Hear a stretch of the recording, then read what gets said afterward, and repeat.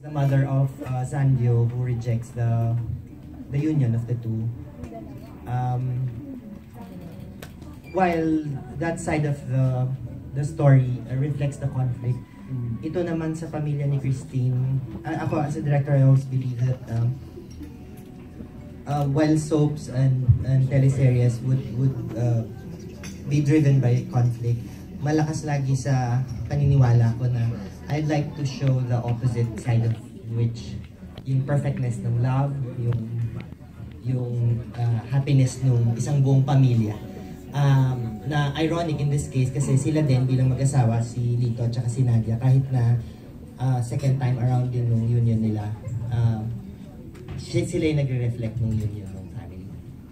So, si Nadia, hindi siya yung mother ni Christine talaga, no? Opo, pangalawang asawa din siya ni Kuya Lito.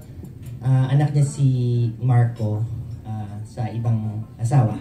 And when you look at it, parang alter ego nung ano yung present state nung Christina at saka nung Sanjo. Tapos si Vivian ang anak, si Sanjo. Si Sanjo, si Dion, and si Ingrid ang mga supling ni Vivian. Okay.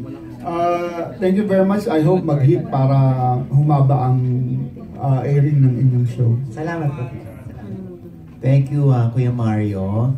At tanungin naman natin yung ibang nasa cast. Kay, bago ko bigay kay Jude, ang microphone to ask a question, for him to ask a question. Gusto ko mo tanungin kay Vivian, why it took you so long to do another series, another TV show? Namimili talaga ako, effort. Kasi I'm doing some other things also. I have some businesses. So talagang kung tumatanggap ako ng TV series kasi it will take so much of your time.